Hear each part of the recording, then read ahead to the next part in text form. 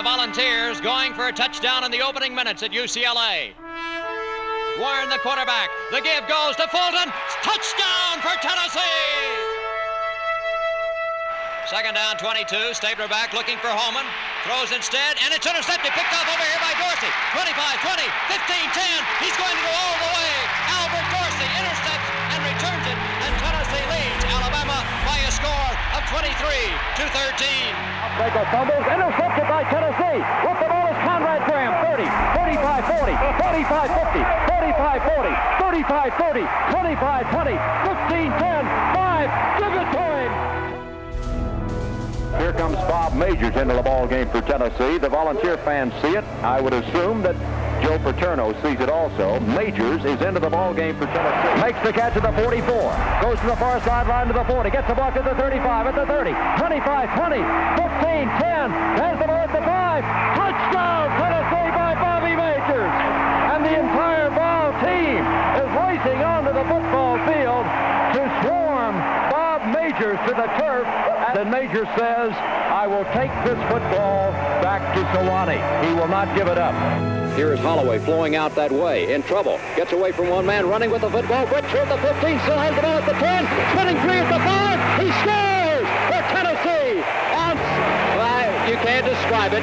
There's no way to describe it. Just rack up 6 and give it to Holloway. Holloway looking. Holloway will run. Holloway at the 10. Holloway at the 5. Holloway dives. Give him 6. Give him 6 large ones. Over, around, and over the top. Condridge Holloway brings the Vols and the crowd to life. We're seated high atop Neyland Stadium in Knoxville, Tennessee, and Coach Doug Dickey, I know as you look ahead and look back as well, the support that Tennessee football gets from all over the state is important to you. John, certainly, and I think this is one of the great plus factors in our program is the great support that we get for the total university from across this state. Ball is about a foot away from the double stripe, which isn't a double stripe. UCLA digging in, trying to hold on. The count, the pitch to Morgan. Morgan at the corner, fight. Give him 6. Touchdown, Tennessee. Tennessee's Wallace dropping back to throw. Gets some pressure. Throwing the ball deep into the end zone. It's up for grabs. Battling for it. Who's got it? Tennessee's got it. Seaver scores a touchdown. It was up for grabs. And the 6'4" Seavers went into the air at the 6. Wrestled it away from 2 defenders. Split them and danced deftly into the end zone. And he's got 6. Bill Anderson, that looked like you. Wallace is going to be hemmed in. He breaks free. May have running room. Wallace, 15, 10, 5. Rack up 6. A rend off Wallace. Tennessee on a broken play turns it into a run into the land of milk and honey by Randy Wallace. Long. Morgan backing up. Wants the ball. Will make the catch. Needs the block. Gets one. 40, 45, 50. Will he go all the way? Yes, sir. 45, 40, 35, 30, 25, 20, 15, 10, 5. Give him 6. Touchdown, Tennessee. 63-yard punt return by Stanley Morgan. Crucial situation and down for Vanderbilt. Fisher under the center, and John's back, thank goodness. Here's Fisher, the quarterback, 3rd and 5, sends a man in motion out this way. Fisher back to throw, is going to throw the long pass downfield. It's up for grabs. It is intercepted. Tennessee on a deflection. 30, 35, 40, 45, 50, 45, 40. Down he goes to the 38-yard line. All the way to the Vanderbilt 35-yard line is Eddie Powers from Clarksville, Tennessee. This is Neyland Stadium, home of the Vols. It's empty now, but the quiet stillness you feel is that special kind of electric silence. And in the background, you can almost hear the thousands of Tennesseans counting the days until that magic moment when it's football time in Tennessee. 45 to the 40, to the 35, to the 30, to the 25, to the 20, to the 15, to the 10, to the 5. Give him 6 on Kelsey Finch. That's the longest run from scrimmage in Tennessee history. The longest prior to this, 91 yards by Dick Dodson back in 1927. A game which our producer Edwin Huster remembers, I'm sure. 25, breaks to 30, turns on the gas, 35, 40, straight to 40, in the box. There it is. 45, 40, 45, 40, 25, 20, 15, 10, 5. Give him 6. Can he play? And James to the 15, 20, down to the 25, 20, 15, 10, 5. Give him 6. Roland James batter downfield, racing after the ball, Hancock. Takes it at the 10, 5, yes, sir, 3. Touchdown! Big Holland! To the 35, to the 40, to the 45, to the 50, to the 45, to the 40, to the 35, to the 30, to the 25, to the 20.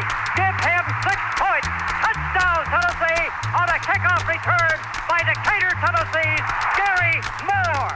Handoff, left side, trap play, Simpson. Simpson breaks 320, Simpson 15, Simpson 10, Simpson 5. Give him 6. Touchdown, Tennessee! Down to the 25, 20, 15, 10, 5. Give him 6. I hope they got that on film for your show tomorrow, John. Golf, 10, 15, 20. Gold outside, 25. Golf 30, golf 35, golf 40, golf 45, 50, 45, 40. Yes, sir. Willie Galt, ladies and gentlemen, is running all the way to the state capitol. Give him 6. It's football time in Tennessee. Good afternoon, everybody. Tennessee and Vanderbilt playing at Nashville, Tennessee this afternoon. And working with me again today is the analyst on our Vol Network radio broadcast, Bill Anderson, who back in 1955 was the hero of the Tennessee-Vanderbilt game. Do you remember that one, Bill? Very well, John, but that's been a long time ago. You were slender and you were very sinewy in those days, still very sinewy. The band is there. There are thousands of orange balloons as well. And now, as Tennessee comes down to the field, it's football time in Tennessee. Knoxville's going to throw a bomb downfield to Willie Galt. This one will be touchdown. Big iron. Touchdown to Galt. Pulling up. He's going to be pulled off at the 20-yard line. They got him. Mike Fulmer. Knoxville handoff, left side close. Gets to the 30, 25, 20, 15, 10, 5, 4, 3, 2, 1. Give him 6. Touchdown! Big iron! Back to throw is Lewis. Lewis looking, being pressure pass down into the end zone. It is intercepted, Tennessee. Intercepted out of the country by Mike Terry. 17 seconds to go, and Mike Terry intercepts the pass in the end zone onto the deflection. And the crowd goes berserk. Tennessee pitches to the tailback. He's at the 40, he's at the 45, he's at the 50, he's at the 45, he's at the 40, he's at the 35, 30, 25, 20, 15, 10, 5. Touchdown! Jonathan Jones! Johnny Jones, the Buckland, Tennessee. Back to throw. Being pursued. With the jam is back at the 19-yard line by Reggie White. Reggie White battles through that offensive line and tracks him back at the 19-yard line. Tony Robinson, the quarterback. Tennessee trying for 2. Robinson with the ball. Give him 2. Tony Robinson keeps it 6. And the Volunteers miraculously have taken the lead over Alabama. Tony Robinson goes for the 2-point conversion. Robinson fakes, play action, long pass down into the end zone. The man is there. Give him 6. Touchdown, Tennessee.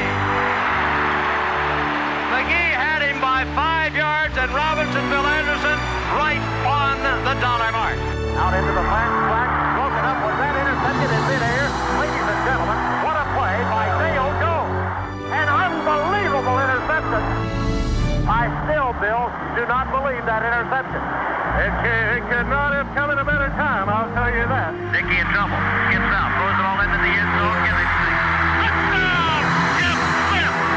What a play by Dal Dickey. He steps out to his right, and they're wide open from Cleveland, Tennessee. Jim Smith. Miami in a 4-man front. Give Powell, right side 40, 45, 50, gets outside 45, 40, 35, 30, 25, 20, 15, 10, 5, 4, 3, 2, 1, 60 yards. Jeff Powell, touchdown, Big Island. Big hole, Powell just comes roaring down the green sward of the Superdome, and Tennessee leads Miami 27-7. We'll have more comments, and you'll be part of the excitement. As we say, we'll be back in just 1 minute. The greatness of John Ward. Good evening, and yes. Welcome to this celebration of the life and career of John Ward, a gifted and unique broadcasting talent who was uniquely Tennessee. Tonight we'll hear stories from people who worked with John and knew him the best. We live some of the great moments from his 34 years of broadcasting University of Tennessee sports. John grew up in Knoxville. He attended the University of Tennessee. He would always say that advertising was his profession, but broadcasting was his hobby. John combined the advertising and marketing skills along with his broadcasting talent to market University of Tennessee athletics all over Big Orange country. Tonight we'll hear stories from people who knew him best and worked closely with him, and also people who were inspired by John. You'll see some never-seen footage from his advertising days and also from his broadcasting career. Our Governor, Bill Haslam, couldn't be with us tonight, but did send along this letter. He wrote, "Growing up in Knoxville as a UT sports fan, it is John Ward's voice that is the backdrop of all of those memories. I can remember being in bed at night listening to John describe the latest bucket by Justus or Whitby. During the 70s, when I was living in Atlanta, I'd drive my car to the top of a hill where my radio could barely pick up WNOX and John describing that Saturday game. From there, the pause between, did he make it? Yes, he did. Seemed to last forever. When we think about the great traditions surrounding the Vols, John Ward plays a big role in making it special to so many of us." Signed, Governor Bill Haslam. John's broadcasting career began when he was calling high school games here in Knoxville, and he called games while he served in the Army. John also served as the PA announcer at Neyland Stadium. He then teamed with Lowell Blanchard on WNOX and was the color announcer for Tennessee basketball games back in the early 60s. Blanchard turned the broadcast over to John in 1964, and then John added football in 1968. It was a golden time for radio announcers. Since very few games were on television back in the 60s, John was the link between Tennessee fans and their beloved Volunteers. People spent their fall afternoons and their winter nights listening to John call the games. It's a special bond that still exists for Tennessee fans all over the country. Before the 1998 football season, John announced he would retire after the basketball season. 34 years calling Tennessee basketball, 31 calling football. John always had the flair to be perfectly able to capture that special moment during his broadcast, and you couldn't have written a better script because his final football game in 1998 was capped off with a national championship as Tennessee beat Florida State. Phillip Fulmer coached the Vols to victory in that game and worked with John through many great football seasons. Please welcome Tennessee's Hall of Fame coach and director of athletics, Phillip Fulmer.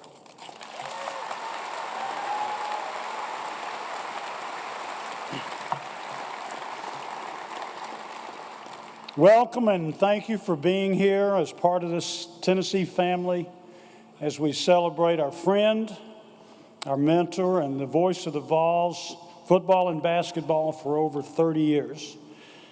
John Ward brought life and feeling to our living rooms as he colorfully told the story of each play. We all have our John Ward stories, and one of mine goes, as a 16-year-old Vol hopeful, I recall desperately driving to find the highest hill in Winchester, Tennessee, to listen to the new Vol network and the exciting play-by-play of the then young John Ward.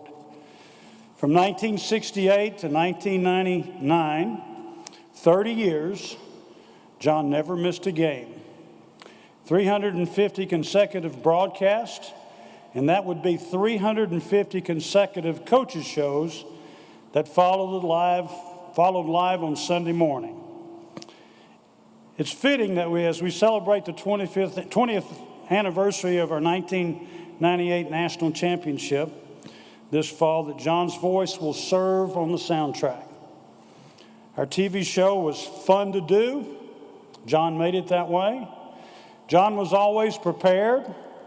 For 16 years, I never felt for 1 minute like it was the Phillip Fulmer show. It was the John Ward show with Phillip Fulmer present. John was the Vols' greatest supporter on air. And through the Dickey and Battle and Majors and Fulmer eras, he always found ways to be positive as he brought the broadcast to us all. Off air, in the studios on Sunday morning, he could be tough. He said to me one day, "Fulmer, nice win yesterday, but that was a terrible call in the fourth quarter, and you were lucky to have some good players in there that bailed you out." And he was right. One of our friends at ESPN tweeted not long ago, "John Ward was a gentleman's gentleman and one of the greatest college broadcasters of all time." We all know that he was absolutely the greatest broadcaster of all time and our voice of the Vols. Hope this evening that you'll enjoy John's most intimate friends and their stories as we celebrate this wonderful, unique gentleman and truly the one that we call a true volunteer, our friend John Ward.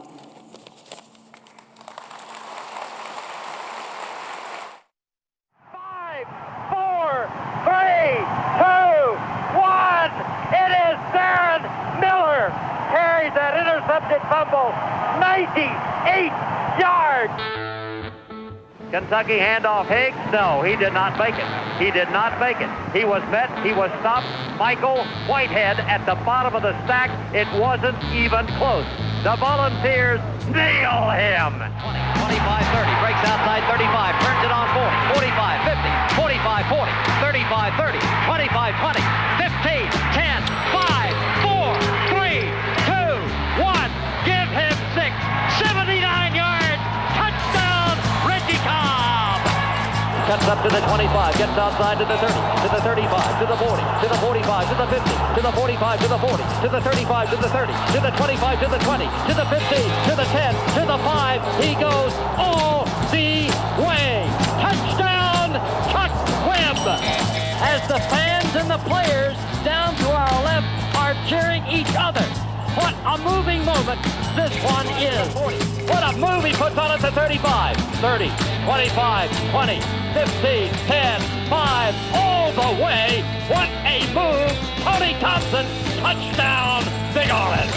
15, 10, 5, 4, 3, 2, 1. Touchdown, Carter. Tennessee scores on a kickoff return by Dale Carter. The dive, touchdown, Big Orange in the Superdome. Tony Thompson. Back to throw. Here's the long bomb down here for Pickens. He's racing under the ball, makes the catch to the 45, to the 40, to the 35, to the 30, to the 25, tantalizing the defender. He goes into the end zone. All you give him is 6 large ones. To the 45, to the 40. Floyd Miley gets wide. Floyd Miley has the ball at the 15, at the 10, at the 5. He has gone all the way. Touchdown, Big Orange. Down to the 20, down to the 15, down to the 10, down to the 5, down to the 4, down to the 3, down to the 2, down to the end zone. Touchdown, Aaron Haight with a sensational call, and they're untouched. Streaks the freshman from Detroit City. The kick is up. The kick is good. No, it is no good. It is no good. It is no good. Tennessee beats Notre Dame. Bill, I thought the referee put his arms up. I said good, and Tennessee fans can ride me as long as we hang around here. It was not good. You knew it. Everybody knew it except me, and that's the way it's been all these years. Give him 6. Touchdown, Big Orange in the downpour. Yes, yes, yes. Give him 6.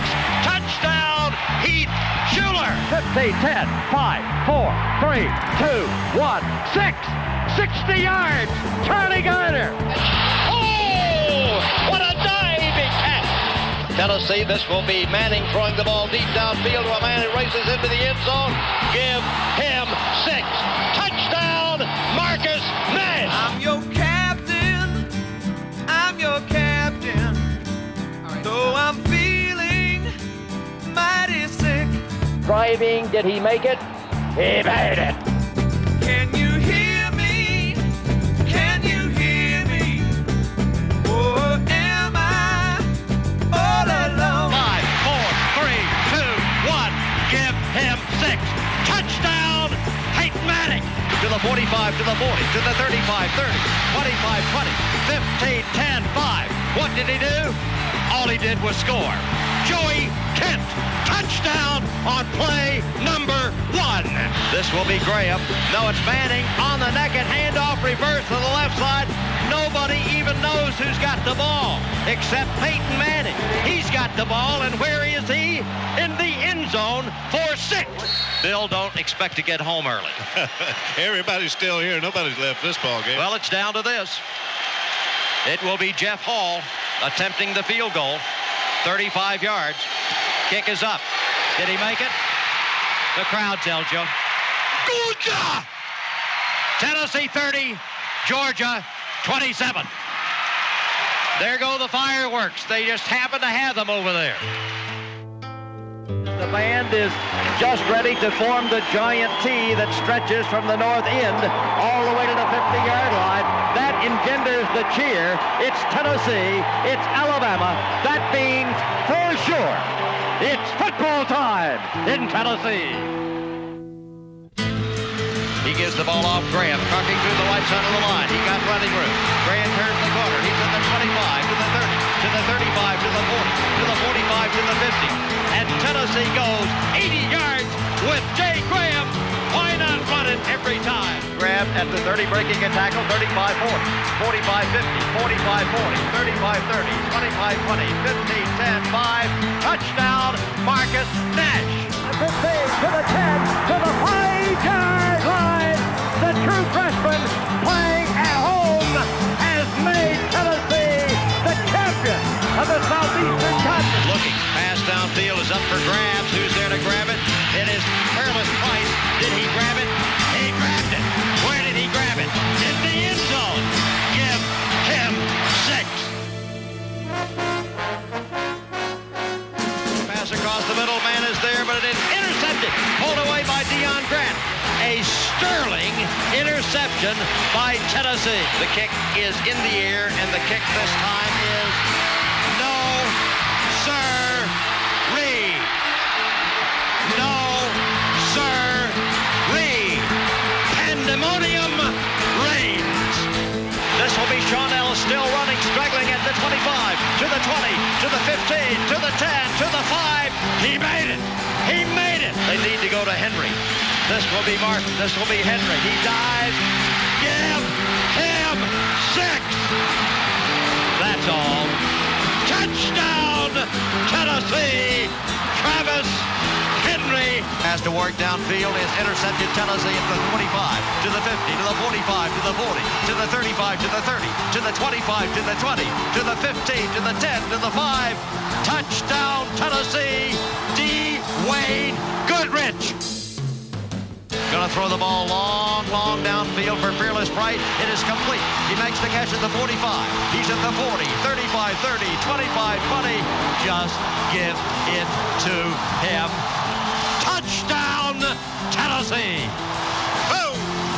You can count it down with us. 5, 4, 3, 2, 1. The national champion is clad in big orange.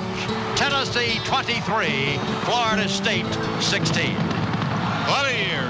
Thanks to all of you for being with us. This is John Ward saying so long, everybody, on this, the Vol Radio Network. That's a wrap. Great moments, and great calls from best college football announcer ever. Steve Early is the general manager of the Vol Network. He's a Knoxville native. He grew up on Tennessee sports and listening to John Ward on the Vol Network. He joined the network in 1991 and was named the general manager back in 2004. He has this perspective of growing up listening to John and then working closely with him for the years at the Vol Network. Please welcome the general manager of the Vol Network, Steve Early.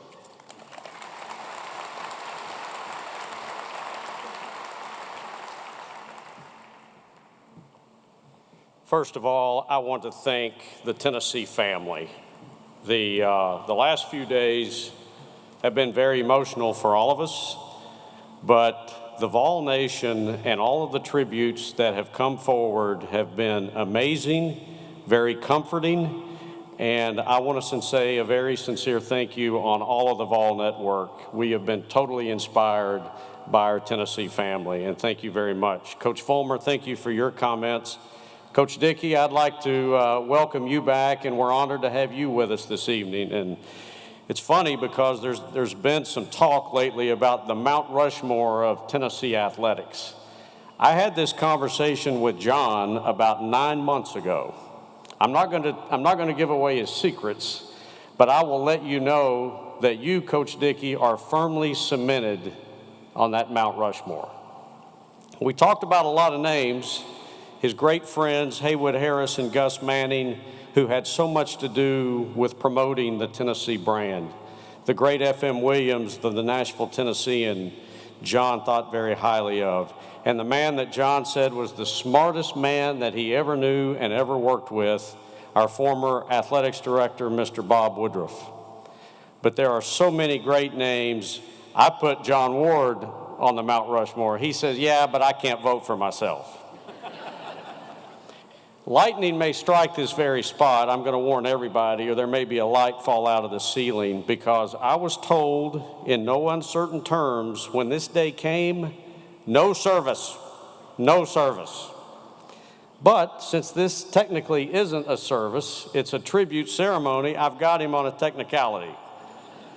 So I feel a little bit better about that. But my name's Steve Early, but as John called me for 30 years, Squirrely or Squirrel. So I guess if you got a nickname with John, that means you had made it. And I've always taken great delight, just the fact that he called me. But as Bob mentioned, I'm a Knoxville boy. I grew up here. I grew up on Tennessee football. And like a lot of kids, I had my favorite radio station. Mine was WARD. And I want to speak for all of the young fans that grew up like I did, with their transistor radios in their bedrooms, listening to every single word. We hung on it, listening to the voice of the Vols. That was me. He was the reason that I became such a Tennessee believer, and he was the reason that I wanted to be in this business. His broadcast, his presentation style, all made a lasting impression upon me. I was enamored with all of the catchphrases, the powerful voice, all the dramatics that John lent to the broadcast. There was another side to him, and I do want to take you down the road less traveled. You know, John could talk to me during the week. He would use the most improper grammar that you could imagine on purpose. But Ewans don't know what you're doing over there. I ain't got no ticket to the ball game. Ewans freeloaders plan to take me to the cleaners. That was Ward. But on Saturday, truly he was a poet. Master of suspense, in total command of the English language. So many plays seemingly inconsequential to the game affected me, stayed with me, and I remember them to this second. And we all know about a lot of the classic calls in the national championship, but there are some hidden jewels in there. For example, a very routine field goal attempt in 1985 at Lexington. Kick by Revés is up into the blue, where the sun shines orange on my old Kentucky home. Good. Now let's talk basketball. Exciting, intense play-by-play description. And the words that he uttered seemingly off the top of his head into the microphone, out through the speaker of my stereo. They're as fresh in my memory today as they were nearly 40 years ago. Bounce past Brooks in the corner, circling inside Ellis, kicks it over to Ray, now back to Ellis, goes up for the shot, it's good, and that gentleman, ladies and gentlemen, was fouled. I can't remember what I had for lunch today, but I remember that like it was yesterday. And after I got to know him, I would bring up some of these calls, and he dismissed them all the way. He's like, I don't remember that junk. Well, I sure do. I remember almost every call from the '82 Alabama game, which you've seen some highlights of. In my opinion, maybe his best game. He and the incomparable Bill Anderson, they were never better than that afternoon. 86 Sugar Bowl, right up there. I did not hear that broadcast live. I was fortunate enough to be at that game, but the second it was over, I didn't run down to Bourbon Street like a lot of the Tennessee fans. I got outside the Superdome and I looked for the first phone booth that I could find. There were no cell phones. Got on the phone, called Knoxville, got my brother on the phone, and all I said was, "Play Ward's call of the Powell touchdown run." Had to hear it because no game was complete without John Ward. He sold me on Tennessee and the Vol Network. Now, fast forward several years later, and here I am as his producer in the booth. Dream job, unless you fouled up, and then it became a nightmare really quick. But it was there, and working for John and learning under John, I learned the value of preparation, anticipation, and being a pro. Be prepared, be a pro. I had not been in that gear yet, but if I was going to be involved with John Ward, I had to find that gear. Repetition was so much of what he was about, and Glenn Thaxton knows where I'm going here. We'd get to halftime every week, and it would be the same thing. The format never changed. He would take the headset off, talk me through it, talk me through it. And I would say the same thing every week. Come out, give a scoring summary of the first half, blind cue to billboard, out of the billboard, come back, next week's game time, go to network. One nod of the head, headset back on, here we go. The next week, halftime comes, headset off, talk me through it, talk me through it. And you know, I realized years later, it's like, Ward's not keeping himself sharp, he's making sure his producer is sharp. The Value of Preparation by John Ward. I can honestly say tonight that almost all of my professional life I have spent trying to please one man, and that was John Ward. I wanted his respect more than anything, and that took time. But once you had it, you were in. And if you got an attaboy, you're 10 feet tall. And I've never loved anybody more, and I've never worked harder for anybody, and he knew that. And to grow up in that business and be part of the Vol Network and to learn the promotion, the packaging, how we ran the business. Mark Dyer, Edwin Huster, John Ward. Now that's a trio. That's the best that college football and basketball has ever seen. And I went to the well often. I kept John involved really to the very end. Talked to him all the time. We'd usually talk every day by 8, maybe 8:01 a.m. He answered the phone the same way every day, computer division. Now the irony, Ward knew nothing about computers or technology. Claimed he still had a rotary phone. Didn't know how to send email. If you were going to send an email, you had to send it to Barbara. But you could receive an email from John Ward. But I think that's quite poetic because without Barbara, there was no John. The Vol Nation owes Barbara Ward a huge debt of gratitude. And let's set the record straight. Barbara was the real strength behind the voice. And there's another thing that I'd like to set straight. John considered himself an ad man first, broadcaster second. Took great pride in that. He not only sold sponsorships on the Vol Network, he wrote, produced, scripted, voiced, everything, all these campaigns. That was unheard of then and now. But guess what? The Vol Network still offers this level of creative service today. He taught us well. Originator of many famous ad campaigns over the years, a lot of them household. Barry Rice the other day unearthed this legendary documentary he did on Mason-Dixon trucking lines. Told the story of how a peanut gets from the farm in Georgia all the way to Yankee Stadium. It was brilliant. Some people here may not know that the famous Lay's Three Little Pigs jingle that became so famous in East Tennessee was written by a young, aspiring ad man named John Ward. But I'll bet that everybody in this building does know that electric can only heat to skin temperature.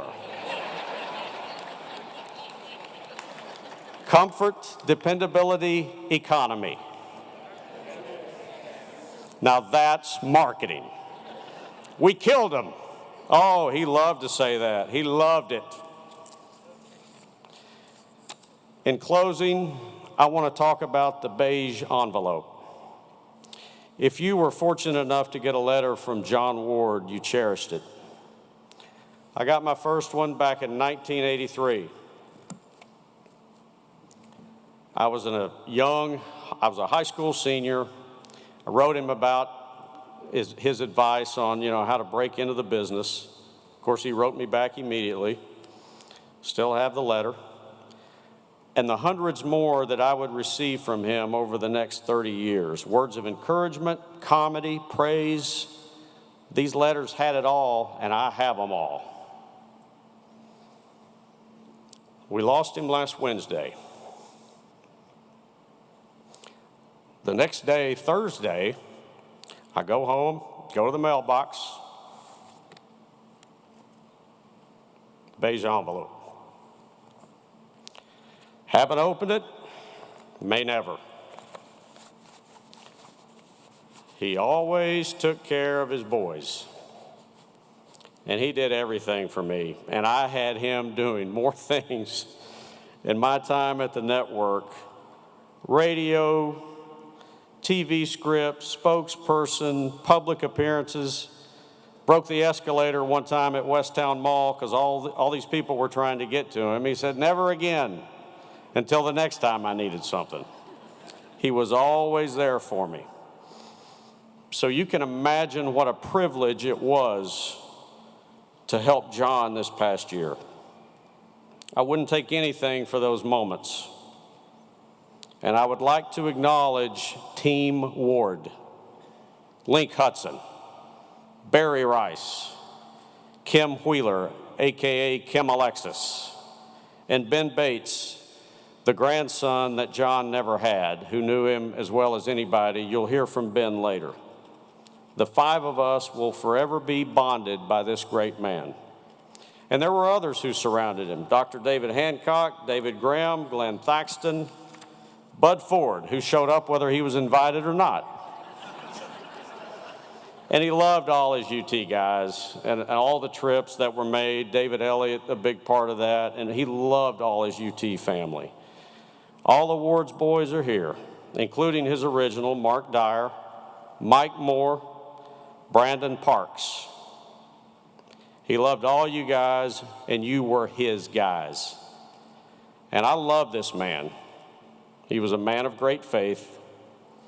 But ultimately, I loved him not because he was the voice of the Vols. I loved him because he was John Ward. And as he once said of Coach Bill Battle, he made everyone proud to be from Tennessee. Right now, 60 seconds as we say, we'll have more in just 1 minute. Other products may be more effectively presented by using full-minute animation photography. In this next commercial, the production required our composing the music and lyrics for the jingle, then the supervision of the jingle's recording, followed by the creating of the artwork, and finally, the filming of the actual commercial. All of this work was done by our own staff at a considerable savings in time and money to our clients. Lay's three little pigs sing merrily. We're for Lay's dum diddle dee dee. Lay's the best meats at your grocery store. Mom, Dad, the kids agree. Lay's are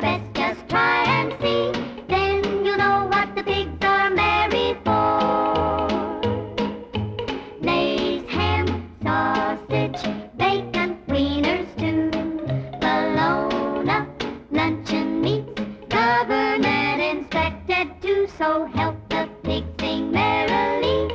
We're for Lay's dum diddle dee dee. Lay's the best meats at your grocery store. Lay's ham, dry sugar cured. Bacon, uniform flavor. Wieners, all meat. Lay's the best meats at your grocery store. Come to the circus with Little Debbie cakes and pies. You'll adore me for more, Little Debbie. Football's in the air. Time for Kern's and outdoor fun. Kern's comes on with the flavor that makes good sandwiches great. Kern's bread.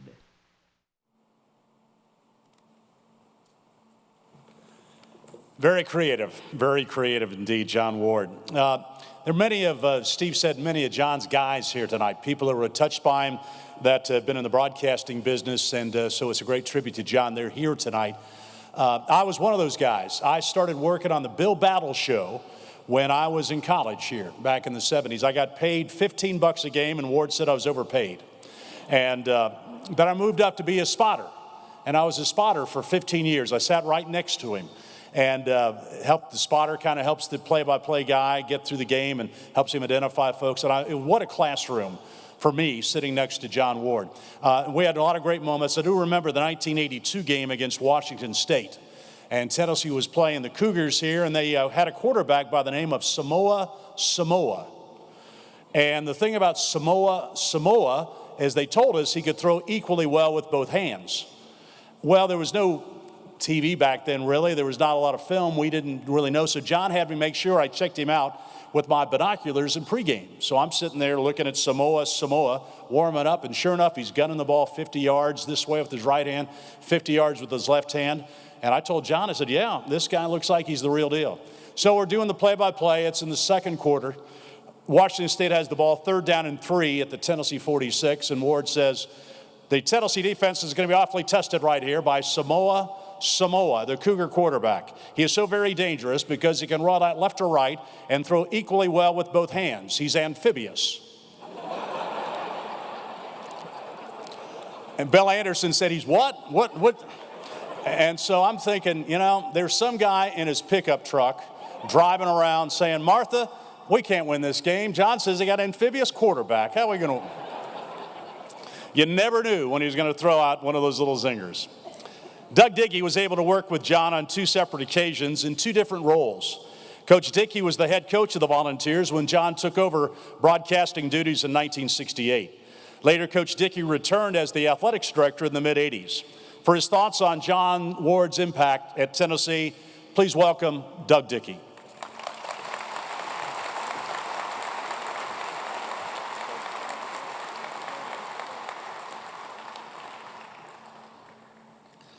Thank you, Bob, and thank you, Steve, for your kind remarks. And I would tell you that John Ward, on many occasions, told me what a great crew he had to work with. He was so proud of all you guys and what you contributed to his programming, and all of the guys behind the scenes. He always said we're the best anywhere. Nobody had a better crew, and so we could all be proud of all of you that grew up with John Ward along the way. We've been here a lot of times for championships that we celebrated, and I've had a chance to come back on a number of times for some reunions of championship teams. But I think tonight we really celebrate one of our true champions of a profession. John Ward was a guy that I think had it all going for him, and he knew what to do with it. He knew how to handle himself in his profession and what he did. And tonight we have a very humble tribute to the part that John Ward played in our lives. 1964, Coach Woodruff was just the first one to recognize John's talent. And he brought him in, as Steve had said earlier, to do some of the basketball things. And he said to me, Doug, you need to go find John Ward, and he'll put your television show together for you. And I said, okay, and I did. I found John, and I had no idea what a terrific salesman John was at that time. But I met with John. I said, all right, John, I'll tell you what, we'll put a TV show together. I don't know much about it, but I get $2 and you get $1. John said, that's okay. That was a 33% deal. It's probably about 15, 20% more than he was making from whatever else he was doing. So John got busy, and we put the show together, and he had to go get some sponsors. And one of the first sponsors that John came up with was the milk people in the state of Tennessee. And I, just a little old coach that showed up here from Arkansas, nobody knew me. And within 6 months, I was in everybody's kitchen because John got the milk people going, and he said, he put out about 100 billboards across the state of Tennessee, and it says, Dickey says, for the lift that lasts, drink milk. So I was in everybody's kitchen. I hadn't done anything with a football team yet, but I was selling milk really well and doing good, and that was one of John's ways of making it work for us, and he put that show together, and from there, it really took off. And Coach Woodruff gets a lot of credit for having started John out at the University of Tennessee and for all of the accomplishments that he had. John was a great salesman. Can you imagine selling natural gas in the home city of one of the world's great electric giants, the TVA? And on top of that, he brought an English lady in to help him with it. So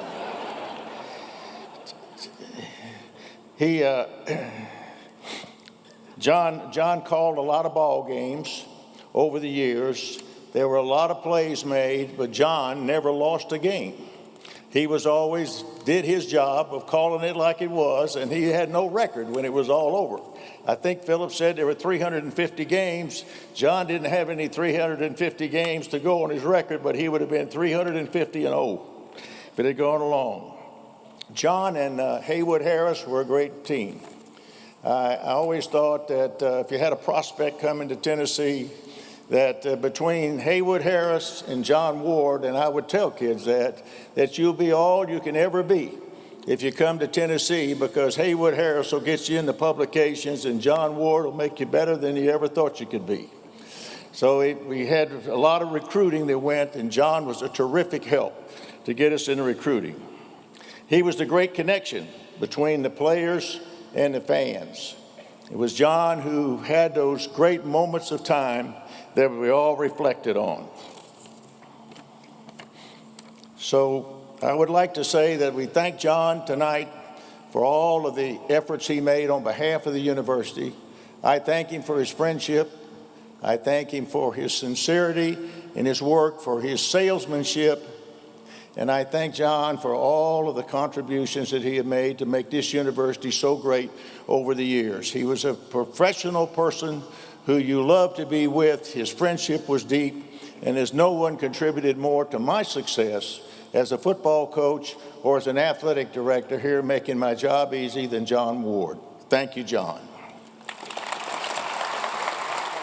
Students, faculty, alumni, and just plain fans truly loved watching this colorful and exciting team play football. There is bedlam at Neyland Stadium as 62,000 fans thrill to the game comeback of the Volunteers. Bubba White decides to keep and scrambles into the end zone.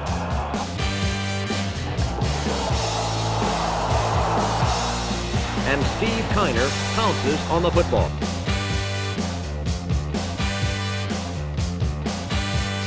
The longest field goal in Southeastern Conference history puts Tennessee in front of Alabama 10-3. Touchdown.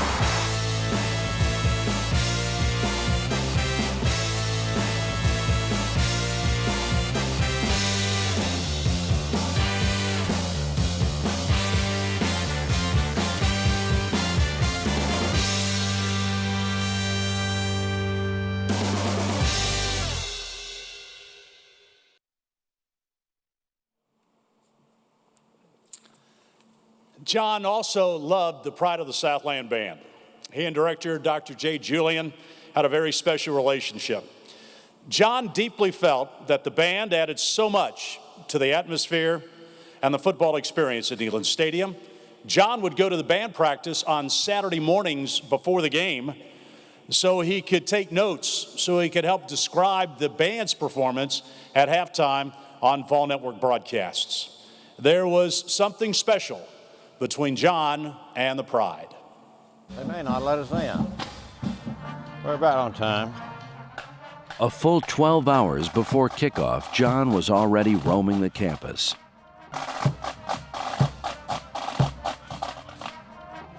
John spent the time, as always, preparing. After reviewing the evening's notes, he took time out to speak to members of the band he adores. The voice of the Vols, John Ward.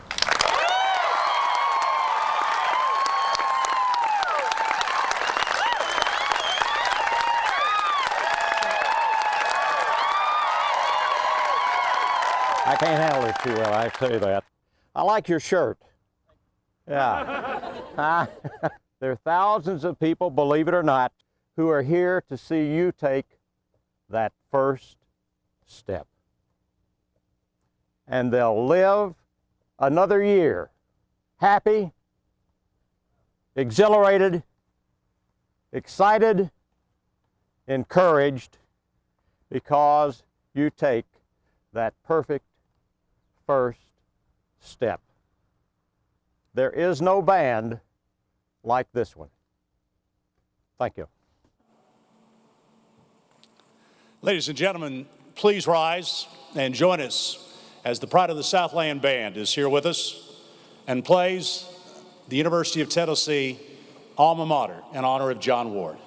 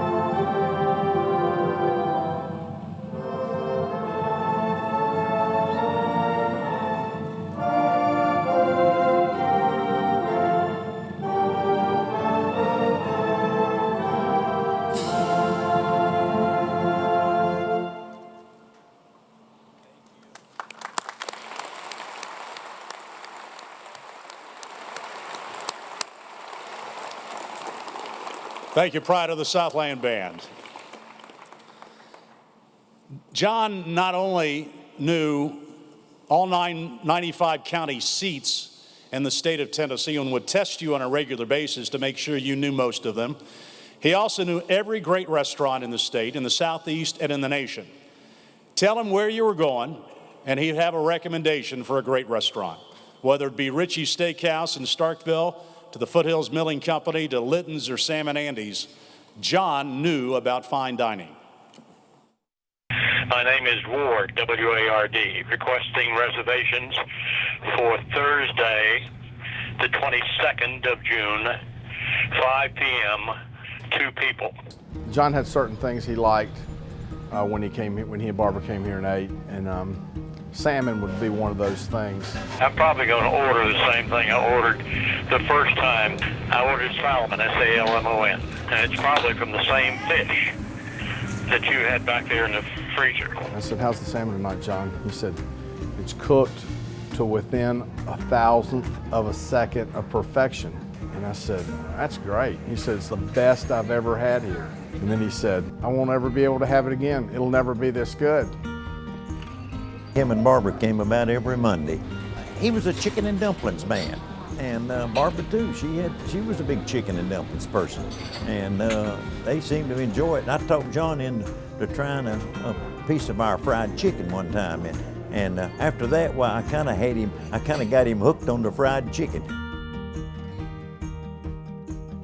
He sat at his special table, which we call table 6, was John and Barbara's table, and he kind of could hold court there. He always sat down right in the middle of the dining room here. It wasn't like he was trying to hide from anybody, you know.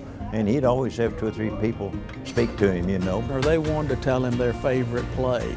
To be sure to tell Coach, whoever it was happened to be during his tenure, be sure to pass this play along. I know it'll work against Florida or Alabama. The way John acknowledged the people that wanted to meet him, first of all, he's going to stand, and then he may walk over to the table that they came from and introduce himself to everybody there. They were always so gracious and always had time for anyone, always. The John Ward I knew was just so gracious and kind and knew how to treat first his wife, Barbara. You could tell they loved each other. They would hold hands at the table, and that was the sweetest thing to see. He was a gentleman from the time he walked in our door to the time he pulled out of the parking lot. It's time, ladies and gentlemen. It's football time in Tennessee.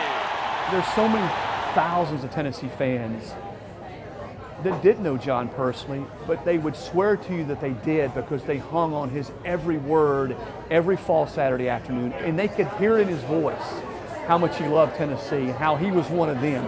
That's why so many people connected with him. It's football time in Tennessee. Cockrell, hands off, left side Coleman, gets to the 30, 25-20, 15, 10. 5, 4, 3, 2, 1, give him 6, touchdown Tennessee. Great block by left guard Bill Mayo.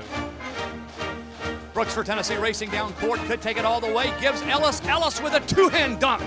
Ellis with a double stuff. The kick is in the air, and the kick this time is... No, sir-ree. No, sir-ree. Pandemonium reigns. And that's because I just hate the Gators so much. It's football time in Tennessee. I asked him one time, I said, John, do you grasp what you've meant to the Tennessee people? Do you fully understand what you've meant? And he looked at me and he said, I don't know, maybe, probably. Trying, of course, I can't do him justice impersonating, but I don't look at it in that light. But I can tell you this, I know what they've meant to me. John really enjoyed basketball. We haven't touched much on that tonight. He enjoyed the pace of the game. He enjoyed getting to know the players and the coaches. He was involved with Coach Mears and athletic director Bob Woodruff in marketing and promoting Big Orange basketball across Big Orange country. John actually called Lady Vol games back in 1978 and 1979. 78, he called the postseason games, and they were carried on WIVK. At the time, I was the sports director at WIVK, and so I got to go on the trip, and I got to do the pregame, halftime, and postgame. Now, there were no chartered airplanes back then. We got in a van. We took Ernie Robertson with us, who was the director of photography, and we were going to UT Martin to play the first round of the AIEW championship tournament. We get to Cookeville, driving in the van, and AW said, John, we got to stop. I'm starving. And John said, no, unscheduled pit stop. We're only stopping for gas. We're not stopping. But AW says, I'm starving. We got to stop. Begrudgingly, Ward said, all right, Ernie, who was driving the van, next exit up here, Cookeville, going to the McDonald's. Okay, so he pulls in McDonald's. We think we're going to get out, and he goes, where are you guys going? This is unscheduled. What do you want? Ernie, don't turn the van off. What do you guys want? And he pulls out a piece of paper and writes down our order. Goes in, gets our food, comes back in, gives us the food, and we're off to UT Martin. The game wasn't even until the next night. I mean, we had all day in Martin. But that was it. That was the rule. Well, superstitious, we won. So the next week, we're going to Chapel Hill. Same crew, get in the van. We head off to Chapel Hill. We get to Asheville. AW said, John, there's a great restaurant here in Asheville called the Rainbow. No, unscheduled. We're not stopping. We're only stopping for gas. But John, we got to stop and get something to eat. No, unscheduled. Finally, AW wore him down. He says, okay, Ernie, next Golden Arches, pull in. We do. We know we can't get out of the van, and the van's still running, but we think at least we can give him our order. And as soon as we start to tell him what we want, he pulls out the same pad of paper and says, what are you guys doing? We won last week. We're eating the same stuff. He goes in and gets the food, and we come out, and we go to Chapel Hill, and we win. Well, now we're stepping up a little bit because now we're getting to the semifinals or the satellite tournament, where they call the AIW, and we're playing at Cleveland, Mississippi. And so we get to fly to Memphis. Now, this is big. Now, the team got on a bus from Memphis and drove down to Cleveland, Mississippi, and we had a car. Ernie didn't want to fly the camera gear, so he was driving it. We rent a car in Memphis. Gloria Ray at that time was the athletics director, so she was going to ride with us. I'm driving. AW is in the seat next to me. Ward, as usual, in the back seat with his map, navigating us to Cleveland, Mississippi. We get outside Memphis, and AW said, "John, I'm starving. We got to get something to eat." He called me Kesling, like he called Squirrel. I was always Kesling. Kesling, next Golden Arches, pull in. So I said, okay, we know the routine. We can't get out, and we know what's going on. Well, Gloria Ray starts to get out. She gets out of the car. And Ward goes, "Where are you going?" Well, I was going to go in and get, no. This is an unscheduled pit stop. Well, at least you want to know what I want to eat? No. I said, on this trip, you're Ernie Robertson. You get a fish sandwich and 2 milks. She goes, "Well, John, I don't really care for milk, and I don't really like the fish." And John's response was, "Do you want to win?" She didn't eat the fish sandwich or drink the milk, and John Ward claimed that Pat Summitt would have had 9 national championships if Gloria would have taken with the team. That's what we dealt with all the time. When basketball moved from Stokely Athletic Center here to the arena, John called the games right up there in section 122 in that box up there. He had plenty of great games, plenty of great moments, great players to talk about during his 43 seasons calling Big Orange basketball. It's basketball time in Tennessee.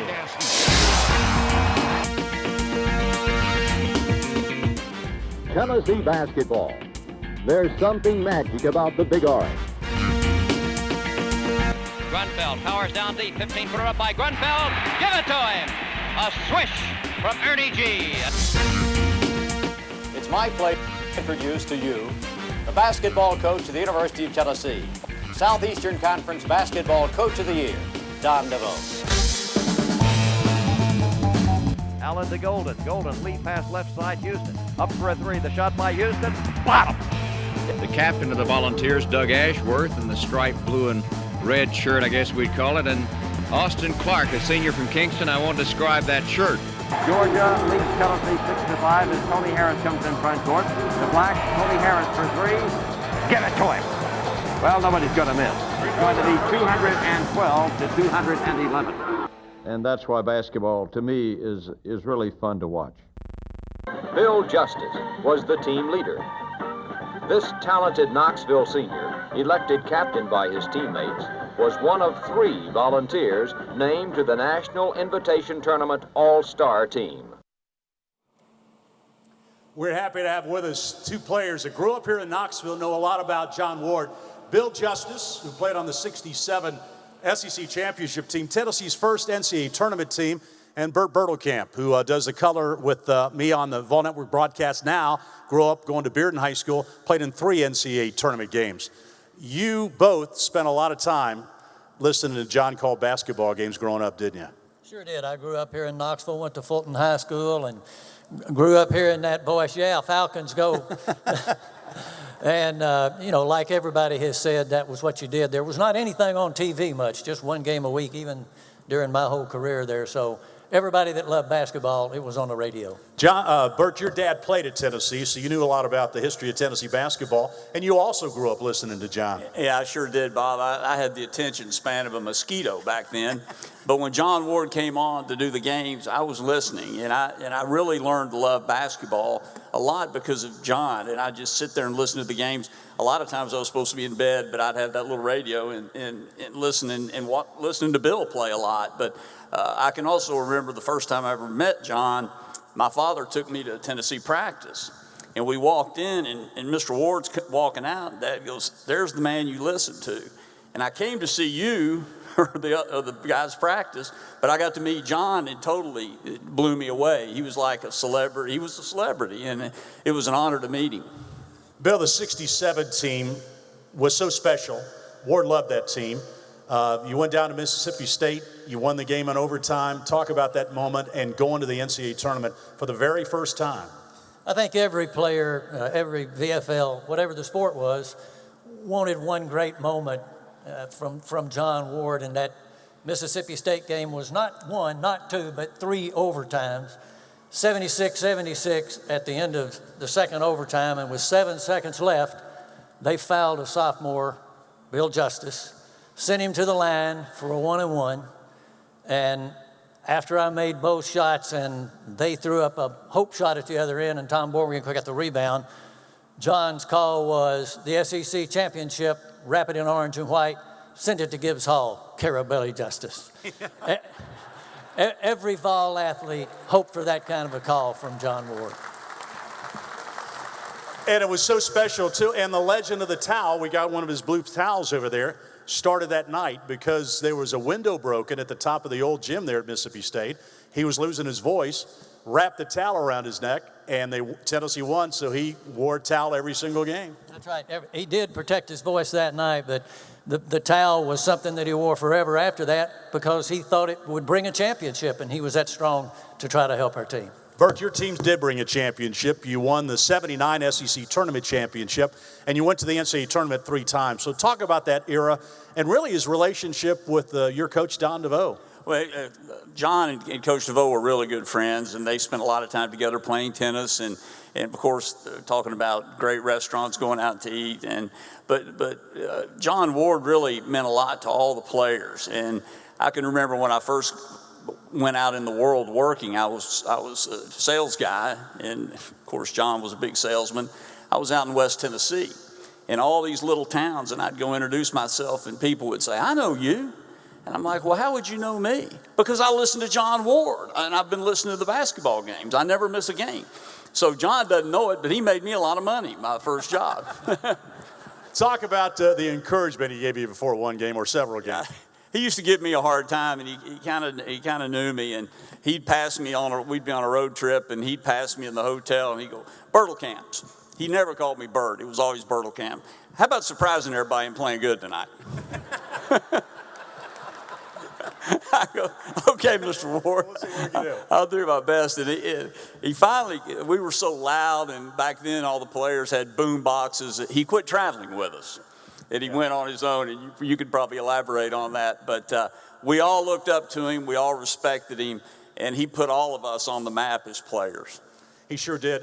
Bert mentioned that John would travel with Ed Bailoff, and they would go to the games. They would go by car, didn't go with the team. And Mr. Bailoff got so nervous during the games, he never watched the games. He would just walk around the concourse and stuff. He didn't know what happened in the game, but because he couldn't stand to watch it. But he never missed one. He never missed one, but he was too nervous to watch the games. But John explained one of the reasons why he and Ed Bailoff drove to all the games. So one thing leads to another. So Bailoff is driving to the games. I know why he went on a bus once. We went on a bus. I'll never forget this. I think we went to Georgia. And this was some years later, and he had been driving to some games and riding the bus to some games and whatever. And we went on a bus, and they had the boom boxes. The players, this was and that was, and they didn't have ear things, they just played them. And I mean, everybody had a boom box, and all of them were playing something different, and it was unbelievable. And I was sitting up close to DeVoe, I said, "I can't handle that." And he said, No. I said, "That's part of it, part of it." I said, "That's not part of it." And so we finally got to Athens, and I turned to Bailoff, and I said, "How was that?" He said, "That's the worst experience of my life." That's the worst. I said, "I can't handle that." And so he took the bus back. It was after the game, and so they went to sleep. We were very happy about that. And from that day on, I said, "I'm not going to ride that bus anymore." He said, "I'll drive." That's how we started driving. And so he would drive, so then I didn't want him driving by himself, obviously, and so we would ride, and so we started driving to all the games. What a pair, John Ward and Ed Bailoff. Billy, what did John Ward mean to basketball at Tennessee, do you think? I think this has already been mentioned, but I think probably that 67 team was the best team ever, and I was the best player ever, and I would say that every other basketball team and every other basketball player because of the way John Ward described them and how they played and their people of character, would feel exactly the same way. He made all of us a whole lot better than we were. A legend that we loved so much. At that time, you know, we had half our game. Basketball was 30 games or so, and you had half of those on the road. A lot of times the scheduling back then had you out of town from Friday to Tuesday. A lot of time spent with John Ward, time well spent. Bert, what about you? Same thing. You were during the Ernie and Bernie days, which was a glory time at Tennessee basketball. Well, he meant a ton to me because I was blessed to be able to grow up listening to him, fortunate enough to be able to play at Tennessee. He announced every game that I played in, and then had the opportunity to work with you on the Vol Network, the network that he helped build into what it is today. So he certainly touched my life and the life of many of my teammates. You know, the thing about it, too, when he retired, after the 99 season, he would still sit right up there at the top of the bowl and watched every single game. So he loved basketball. Let's thank Bert Bertelkamp and Billy Justus for their thoughts on John Ward. Thank you, guys. Yeah. Billy's got one more. For all of you and for everybody here, John Ward's voice would say this: thank you for the very bottom of my heart. Thank you. Bert Bertelkamp and Billy Justus. Good job, guys. Thank you. When I was at Channel 10, we would do elaborate April Fool's jokes every year, much to the chagrin of my news director. One year I called John and I said, John, would you be willing to participate in an April Fool's joke? And his response was, well, I don't do shtick, but what time are you shooting? So he decided to help us out on the April Fool's joke, and we are so glad he did. Millions of Tennessee fans listen to Vol Network broadcast each season. John Ward's familiar voice has called Tennessee games for over 20 years. Ward mentions the Vol Network staff on each broadcast and closes the credit run with travel arrangements, Bob Jones Automotive. 10 seconds for station identification. This is the Vol Network. This is Bob Jones Automotive on Watts Road in Deep West Knoxville. It is here every afternoon now. You can find the voice of the Vols, John Ward, doing his newest occupation, being an auto mechanic. The shocking story is that John Ward is set to step down as the voice of the Vols to go to work for Bob Jones Automotive. John, excuse me. John. Hey. How you doing, John? Good to see you. Bob. How are you? Glad to see you. We got to ask you about something. We heard some reports that maybe you're thinking about giving up your broadcasting to do this full time. Well, Bob is planning to expand and open on Saturdays, as I understand it, keep the place open, and he needed somebody to sort of help. And, you know, it was an opportunity that I just couldn't pass up. It's kind Excuse of... me, I'll be back. I've got to get back under here, Bob. Nice to see you. Yeah. Yeah, John, he's caught on to this real good, and I don't think we'll have any problems. Well, I'm not really surprised, Bob. He's been talking about it for some time. I think his life ambition is to be a grease monkey and own a truck stop, maybe somewhere along the way. And we've been around there for a long time, and so it's probably time for some new blood. But it's relaxing. It's an opportunity to learn. It's something I really enjoy doing. John, I need that all over here. Oh, okay. Here, Bob, can you take this over there? Sure. Yeah, give him 6. Okay. Bada.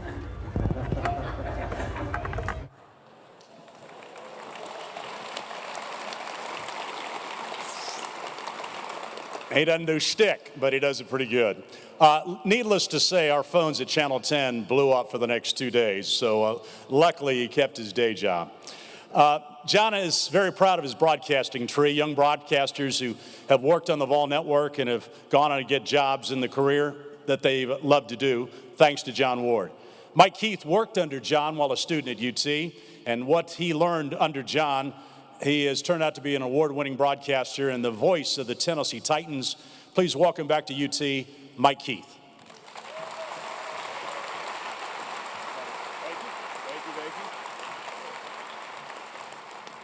Thank you. I know exactly what John would say if he were here right now. He would come out with 2 words. Who's involved? Kesling, Squirrely, Keith, it'll never work. We heard that more than once, didn't we? John Ward was somebody that I looked up to from the time that I was 7 years old on. And when I arrived as a freshman on campus here in 1986, my one career goal in broadcasting was to be part of his Vol radio network. Just a few days into my first quarter, John Ward was addressing a broadcasting class on campus, just a general class, a large class. I was not in that class, but it was posted on the walls in the communications building that he was going to make an appearance. And so, for once, I actually went to a class. It was not even a class that I was in, obviously, but because it was big, I snuck in the back because I wanted to hear John Ward speak. He walked in, immaculately dressed in one of his fantastic suits with a great tie. It was like he swept in the room, and everybody in there, a bunch of college students, were just silent because we knew exactly who he was. After he was introduced by the professor, he immediately began with a question. How many of you in here would like to have a career in broadcasting? Every hand in the room went up, including mine. John shook his head and said, "That's a huge mistake." He went on to talk about what you should really go into is advertising. And then if you want to do broadcast on top of advertising, well, that would be fine. But advertising was a serious living. Advertising gave you security. And you've heard through the evening about exactly what advertising meant to him and how he built his broadcasting career around that. And that's so unusual. It's so unusual that John Ward could be so good at so many different things. And as a young broadcaster, so many of us had a chance to witness his ability to harness all of his talents in special ways. They've talked about his marketing and his broadcasting. You know about his intellect. His attention to detail was immaculate, even down to the smallest things. We were sitting right up there one night doing a basketball broadcast, and at halftime, a gentleman walked over and got the courage to ask John for an autograph. "John, would you mind signing my program?" he said. John took the program and pulled out a special pen that he used to autograph. This was a basketball program, obviously, so John asked the man, he said, "Okay, most of the time I sign give him 6, but since this is a basketball program, would you prefer that I sign bottom?" So the man said, "Give him 6. He says, "What is your name, sir?" "Bill." "Bill, is that B-I-L-L, Bill?" Always attention to detail. The other part of John Ward that was so special was his writing ability. Not just copy for spots, but the different things that you heard on the Vol Network, particularly in pregame. He read it so well with that voice and with that delivery that you never thought it was scripted. But John's scripts were some of the most beautiful things that you've ever read. My personal favorite was the open to the 1990 Tennessee-Florida game, and it still gives me chills. 9th-ranked Florida at the south end. 5th-ranked Tennessee now coming out of the tunnel at the north end. You hear the enthusiasm building. You see cheerleaders from years past joining this year's cheerleaders because it is homecoming 1990. And as the crowd begins to roar and roar and roar to the deafening cheers of 95,000 fans, the Volunteers coming out to the gate in orange and white. The crowd comes alive. The Volunteers are ready. It's time, ladies and gentlemen. It's football time in Tennessee.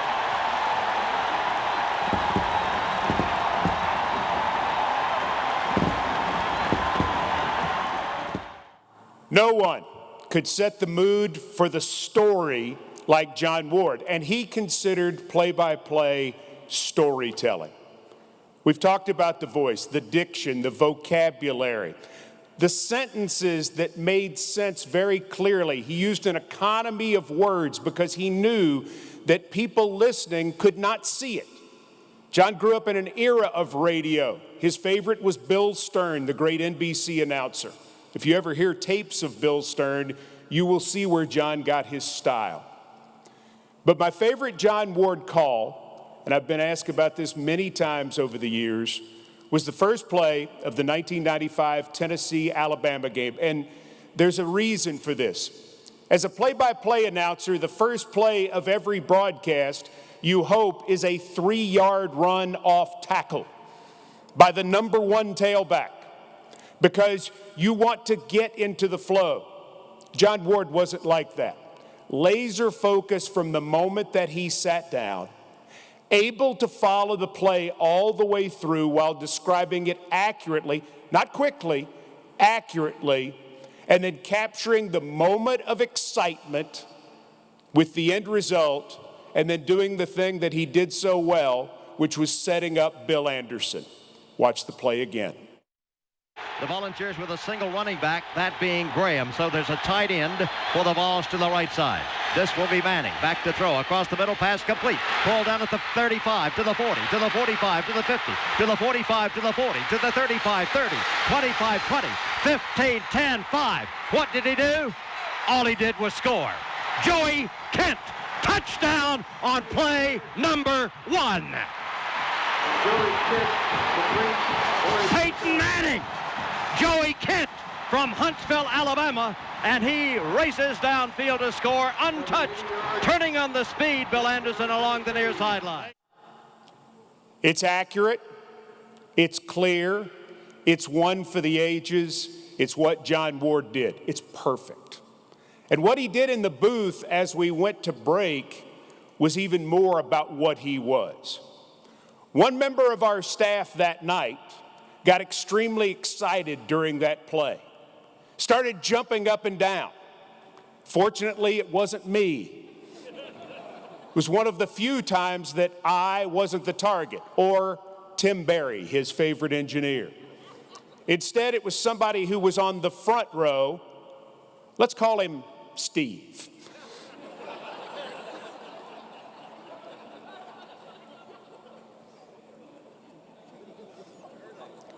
Steve got a little excited.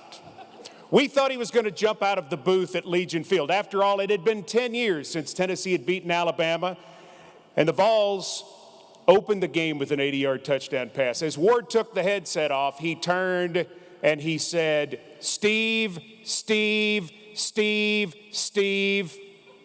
He was talking to Steve. "Be professional. Be professional. Act like a pro." He got all our attention because he reminded us we had a job to do. That was the number one thing. Was everybody in the booth excited? Of course we were. It was a great play. It was a great moment. But he reminded us that we had a job to do, first and foremost. And later in the game, with the score 28-14, a minute 58 remaining in the third quarter, Alabama had just scored. It looked like they were going to make it a ball game. And Tennessee handed off to Jay Graham, and he bounced it to the right and went down the sideline 75 yards for a touchdown. A great play. The play that put the game away. Well, this person, and again, I'll call him Steve, could not contain himself one more time. And even though it was 35-14 and late in the fourth quarter as we went to break, John once again reminded him to be professional. And then he turned and looked at me and he smiled. He said, "We're not fans." Oh, who am I kidding?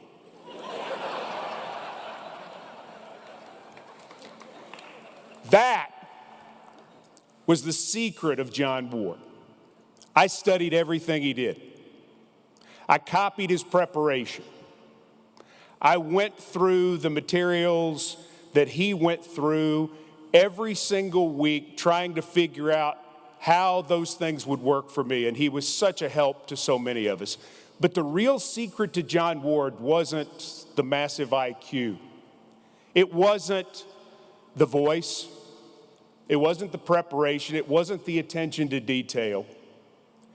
It was the fact that John Ward loved the state of Tennessee with all his heart. He loved the university with all his heart. He loved these teams. He loved the players. He loved the coaches with all his heart. But if it's possible, he loved the fans even more.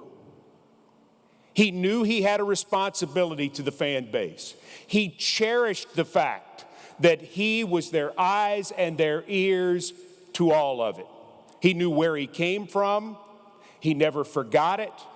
And he knew what he stood for. He wanted to be class every single week. He didn't do it so he could join a national network, and he was good enough to do that. He didn't do it to win awards, and he won tons of them. He didn't do it for the money. He did it for you. He did it for the people of Tennessee every single week because he believed you, whether you're here or whether you're listening or whether you're watching, he believed you deserved the best.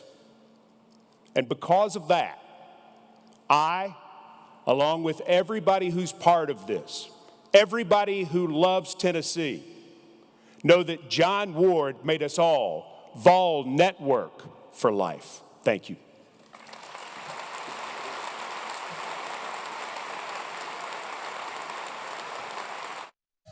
John Ward was an incredible ambassador for the University of Tennessee, and obviously he was a huge part of my football life. And I have great memories of John Ward's radio calls while I was playing, and then after I finished playing at Tennessee and I was in pro ball, I would often call back to the University of Tennessee athletic department to call Coach Fulmer or someone else in the athletic department, and if one of the assistants put you on hold, the holding music was some of John Ward's famous radio calls from legendary games or from that season.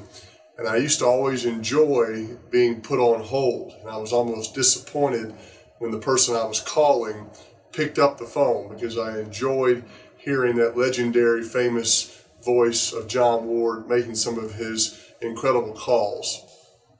John Ward also broadcasted my dad's college football games when Ole Miss played Tennessee during my dad's college career. And when I got to Knoxville, I found some of those old radio broadcasts and listened to John Ward's calls of those games. And then obviously to be able to play college football for Tennessee and have John Ward broadcast my games, always felt that very special connection. And then last year when I was inducted into the College Football Hall of Fame, someone from the athletic department sent me a bunch of old radio calls of John Ward calling a touchdown pass from me to Joey Kent or Marcus Nash or Peerless Price, and I have those saved on my phone. I listen to those from time to time. Obviously gives me great memories, but I was honored to have had John Ward broadcast and call my games. John Ward was an incredible human being, lived a great life, and one of the great Tennessee Volunteers of all time. Rest in peace, John Ward. We will miss you.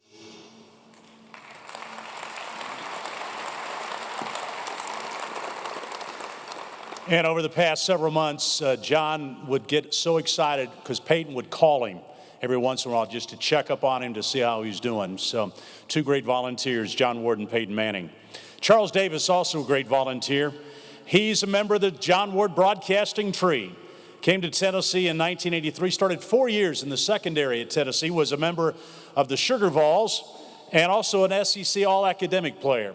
But while he was here, he would always ask John about broadcasting and how do you get in it. So back then those seeds were planted, and now Charles Davis has turned in one of the best broadcasters in the country, working for Fox Sports and also the NFL Network.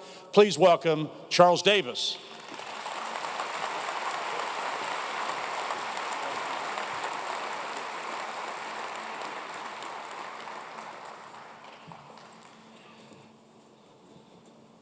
Good evening, everyone. I hate the reason that I'm here, but it is good to be home.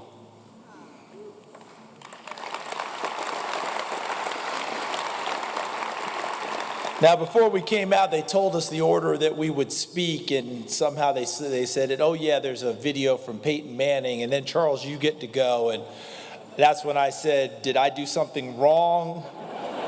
Do you not like me? Have I not done something that I was supposed to? And Bob Kesling told me if I was here yesterday for the actual meeting, that wouldn't have happened to me. So that's what happens, that's what you get. But truly, an absolute honor to be here, to be with these wonderful people here who have spoken already. We still have another speaker to come, someone very special to John, to Mr. Ward, someone means a great deal to him. But it's an honor to be here with all of you, to be back here, as I said, to be home, to be part of Big Orange country yet again, and have my feet terra firma right here in the heart of it, here in Knoxville.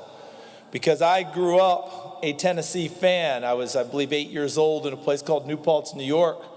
And you saw the call from Mr. Ward with the Artful Dodger, the man who became my hero, Condridge Holloway. And that was the UCLA game, I believe, of '74, where he scored the 2-point conversion after hurting his shoulder earlier and coming back into the game. And we tied UCLA 17-17, but it felt like a win. And I told my parents that day, my mom's from Elizabethton. I was born there, Carter County Hospital. Yes, it's not just Jason Witten from Elizabethton. I was born there too. And, you know, I told my parents that day in New Paltz, New York, that I was going to go to Tennessee and be a volunteer. I was going to go play football at Tennessee. And my mom said, that's great, honey. Make sure you mow the lawn. And that's pretty much how it went. But the honor to be here to recognize and celebrate the life and the spirit of Mr. John Ward, the voice of the Vols, and as we know, and you've heard from so many people, so much more. You know, Steve earlier, who was being professional. He did say there was some trepidation about us doing this tonight because Mr. Ward did tell him, and you know, no services. And I called Barry Rice. Actually, Barry Rice called me and gave me the sad news, and I got that as I got off of a plane from Los Angeles, and you know, cried my whole way home. But when I gathered myself and talked with Barry again, Barry, where are you? I can't even, there you are. I talked with Barry again. I said, Barry, knowing Mr. Ward the way I know him, there will be no funeral, correct? And he said, you're exactly right, but we're going to have a celebration of life. I said, no, you're not. I said, are you crazy? The man said, no services. Barry said, yeah, but you know, he didn't say we couldn't celebrate his life. I said, oh, you're going to parse words with Mr. Ward. I said, that's a bold strike, my man. I said, I'll tell you what, I'm going to come, but the plane will still be running. Just in case. And you guys, we all know Mr. Ward is here. All right? He dumped the rain on us today just to let us know that he's not real happy about this going down. But then at the end, just like Mike Keith talked about, he relented and gave us some nice weather right at the end, didn't he? It's like, all right. You can have your McDonald's. Okay? You can celebrate the touchdown, Steve. That's what he did for us here this evening. So thank goodness he's always going to be here with us. What can we say about Mr. Ward that really hasn't been said? Not a heck of a lot. We know that. And while he had a great public persona, as we've seen in the videos, many of you have approached him and talked to him, gotten an autograph, a picture, a conversation with him. You know, when he wasn't at his best, he wanted to be private. He didn't want people to see him that way. But there were so many people who spent so much time with him. Steve talked about it, Barry, Link, so many other people. I met Dr. Hancock tonight, who took care of him down the stretch and helped carry him home. And he and so many other people, so many people whose names I can't say right now, they're so wonderful. But we all know this about Mr. Ward. He's an extremely generous man as well, and in so many different ways. He was generous with his money. Think about how the university has benefited from the largesse of Mr. Ward and his beautiful wife, Barbara. He was generous with his heart, okay? I mean, my fellow Vol and someone else, a part of Mr. Ward's tree, Chris Lowe, shared plenty of experiences of him. We've seen it on the social media. You've seen it with his hits with ESPN, his writing. It's indicative of so many others, so many people who could approach him, talk to him. You saw that in him going out to eat, sitting in the middle of, Wright's cafeteria. Most celebrities come in with disguises and hats and, have a table and cordon off and security, and he was really there for all of us. And he was also very generous with his experience. We talked about so many of us in his tree. How many of my fellow broadcasters who are out there working, not just at Tennessee, but all across the country are here tonight? And if you could, please stand up, because Mr. Ward was so generous with all of us and did that and spent that time and gave us the life lessons, not just the broadcasting lessons. And you see this around here. And there are plenty of others who wanted to be here tonight and just couldn't make it. Thank you all for standing. That's just a small portion of what he did. We were inspired by him, we were coached by him, we were mentored by him. The first game I ever worked as a broadcaster was, I believe, the 1987 Tennessee spring game. Now, you have to remember, in 87, there weren't a lot of high school kids who would skip the prom and come to spring football prior to their freshman year. So the team that came back, they were all the guys I played with. So I just strolled over on game day. I was good to go. No notes, no boards, no anything. Hey, I got this down. I know my volunteers. And Mr. Ward saw me, and Charles, do you have your information with you? Well, right here. And you can imagine the look right there. And he said, well, I kind of thought you might not be as prepared as I thought. So he took his spotting board and made a second one and had it waiting for me. And I got a lesson right then and there about preparation, about understanding what you were getting ready to do, and not assuming anything and just going out and winging it. And so he gave me such a lesson right there. The rebuke was gentle, but it was pointed, and it hit home. And so people always, we always get graded as broadcasters. Just check your Twitter account. If you ever want to humble yourself, Google yourself as a broadcaster. You'll find out you're not as good as you think you are. Trust me on that one. But the one thing that I learned there was how to prepare. Mike Keith talked about it. And I will put my preparation up with anyone's. You may not think I'm a great broadcaster, but I'm going to be prepared. And it all started that day with Mr. Ward. Coach Fulmer expressed this, and I saw this coach this quote from you, that John Ward was ours. And that was so big, to be a Tennessee Volunteer and have this man that we get to claim. And yes, he was ours. He belonged to us. He belonged to Big Orange Country. And remember, Mr. Ward, and it's been talked about up here, he was part of a group of broadcasters that prior to the TV people coming in, my people, that was the connection. Whether it was Kaywood Ledford at Kentucky, Jim Hawthorne at LSU, John Forney at Alabama. You can go on and on. So with those people, they brought the game to us. We listened to them. And just think about it. They were the people we trusted. Mr. Ward was our Walter Cronkite. Remember Walter Cronkite, the most trusted man in America? And he was second in Knoxville. He was second in Big Orange Country. Because Mr. Ward was the most trusted man. And when that game came on and the times that television would pop up, who are those people going to tell us about our Vols?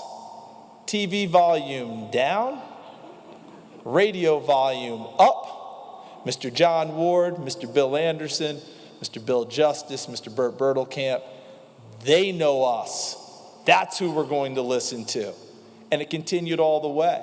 When we played in the Sugar Bowl in 1986, January 1 against the University of Miami, you heard the call Mr. Ward made on Jeff Powell's touchdown. I'm not going to recreate it. I can't do it justice. But on television, Coach Frank Broyles, Coach Dickey, worked for Coach Broyles, won a national championship at Arkansas. Coach Broyles was up in the booth with Mr. Keith Jackson, two of the best that have ever done it. And we all found out later what he said because that night in Big Orange Country, they heard Mr. Ward's call of Jeff Powell's touchdown. Instead, on TV, what you heard was Coach Broyles saying, Keith, who would have ever believed it? Tennessee is beating Miami 28-7. Well, everyone in Big Orange Country believed it, but no one heard about it until later because we were hearing Mr. Ward talk about Jeff Powell breaking off the touchdown and finishing things off, about Dickey completing one of the best stories in college football and being the MVP that night. I saw my friend Jeff Smith, my teammate, who caught the touchdown pass. It was a wonderful, glorious night, but we all listened to Mr. Ward tell us how it went down, not those knucklehead TV people. I don't know who those guys are anyway.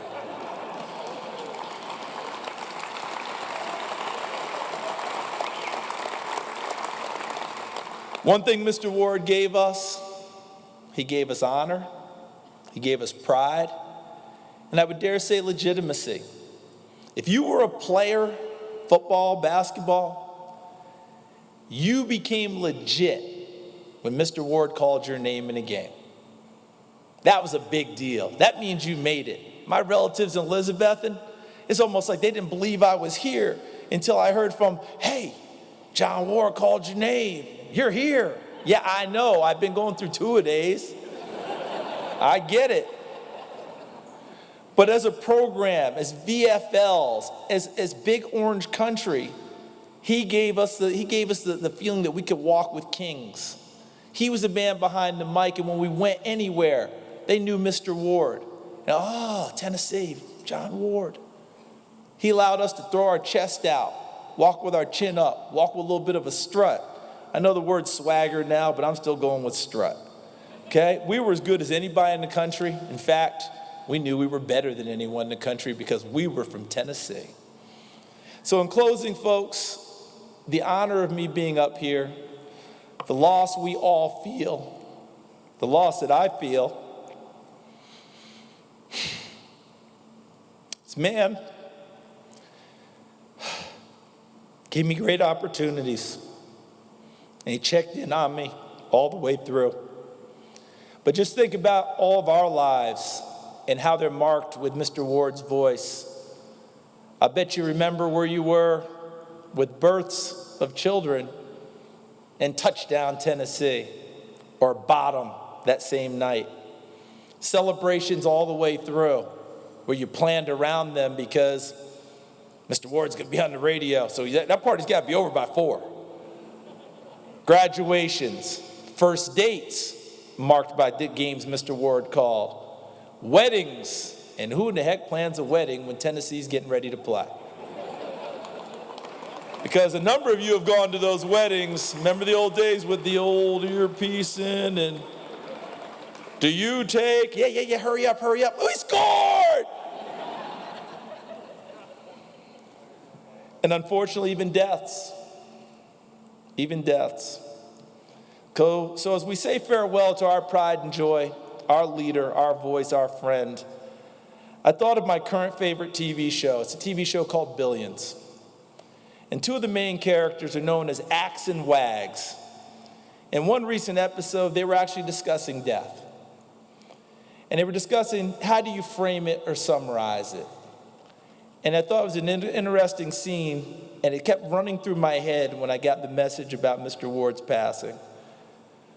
And they said, between the 2 of them, back and forth, if someone passes in their 30s and 40s, tragic. In their 50s, such a shame. 60s, too soon. 70s, it's a good run.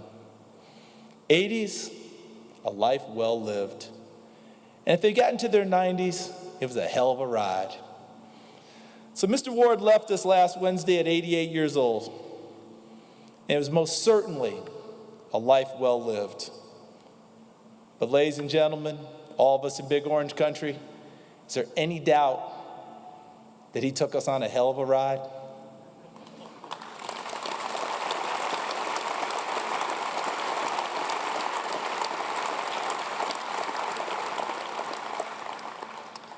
I love you, Mr. John Ward. Take your rest, and thank you.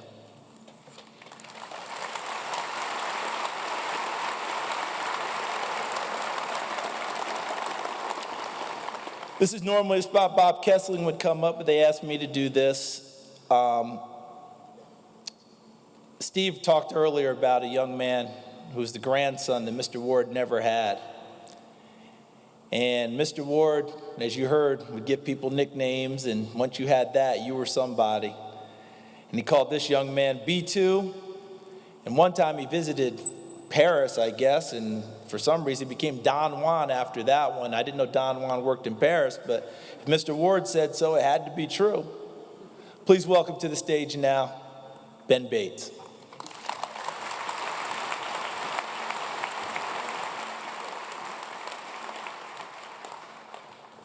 Thanks a lot, Charles. I was doing well until you started not doing well. I have a prepared statement. I'm going to read it verbatim. At their annual convention 12 years ago, the Tennessee Gas Association bestowed upon John Ward the Silver Flame Award, the industry's lifetime achievement accolade. John's name was announced, standing ovation, of course. John approached the podium, and the room went quickly from roar to reticence. His speech, and I quote, "It means so much to me because it means so much to you." That was it. He left, back to his seat. And everyone in the crowd was, "Oh my gosh, that was amazing." Only John Ward could give you one sentence and leave you speechless. Incidentally, that speech took place 12 years ago, tonight. It was that point in time that my existence was confirmed with John. I'd been called upon to film the week's activities at the convention, and his trust had been earned, and my life would never be the same. Up until last Wednesday evening, I soaked up every second I could. We all did. As you've heard, this past year there were some obstacles, and it required several doctor's appointments.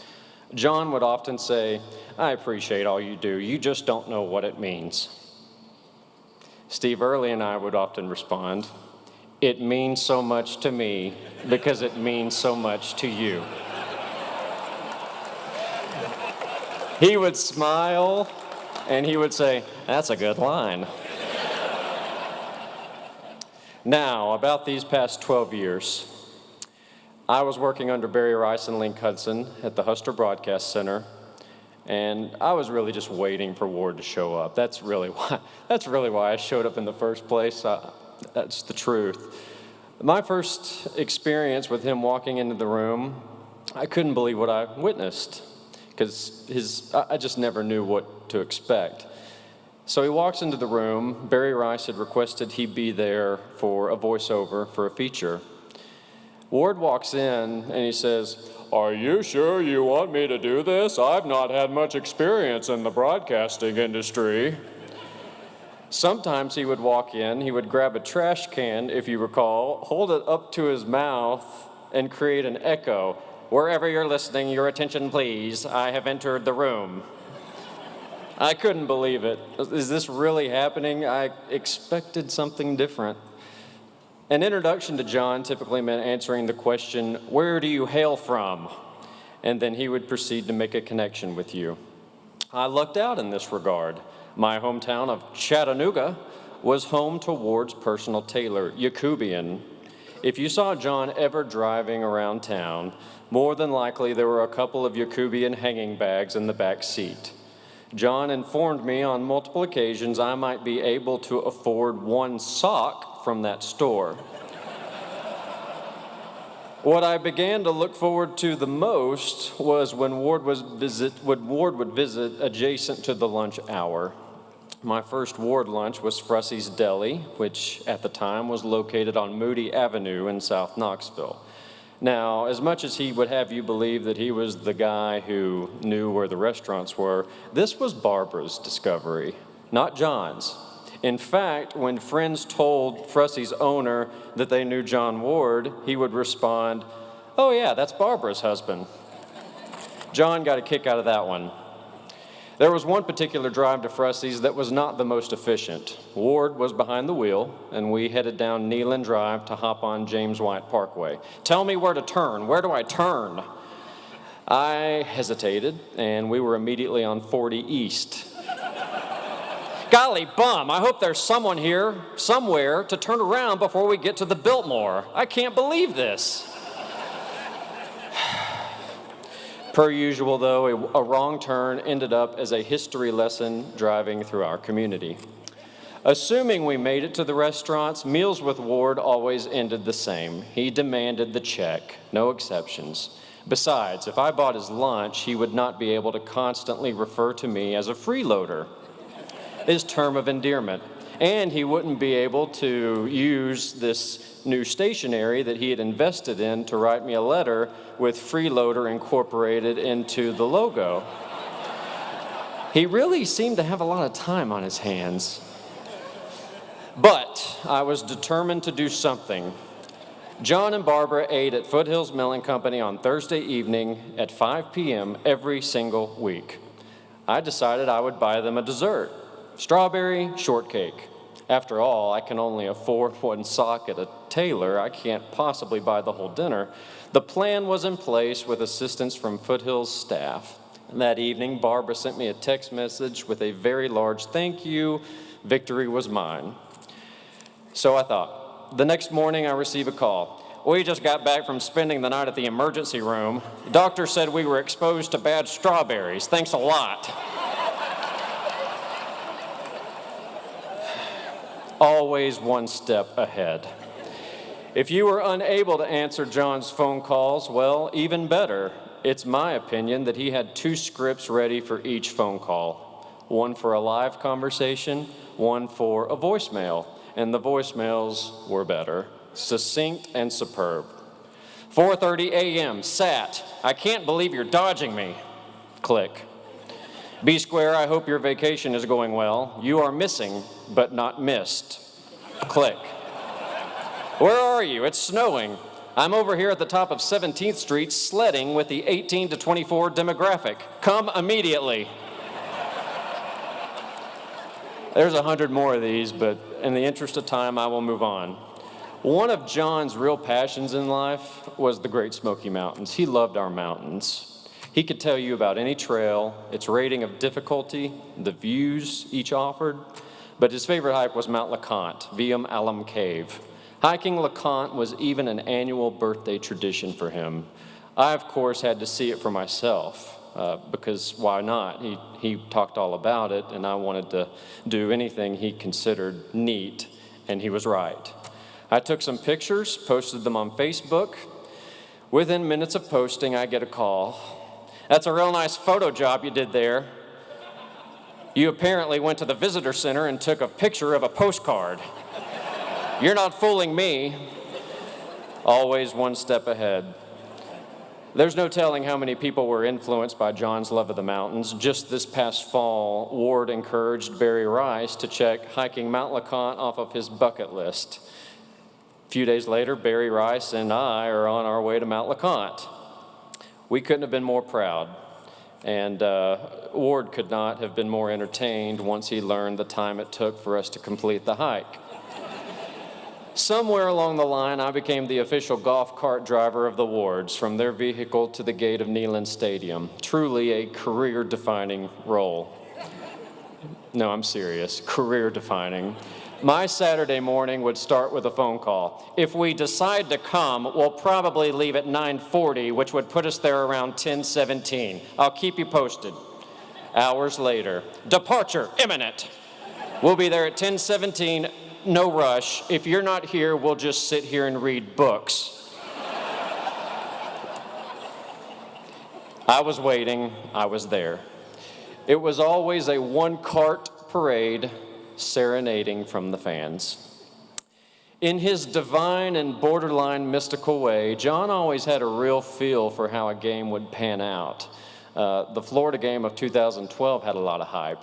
Night game at Neyland Stadium, Tennessee was favored, stage was set. This was the year we're gonna get the Gators.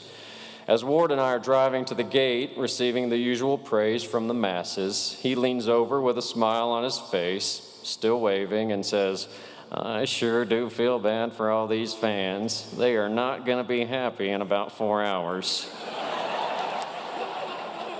He was right. Karnak the Magnificent had nothing on John Ward. Another game day memory occurred 10 years ago during basketball season. Number 1, Memphis. Number 2, Tennessee. We did beat them. Thank you, sir. I'm in Memphis filming the game, but I just had to know what Ward thought about this game. I had to know. Well, what time does the game start? 9 p.m. Huh.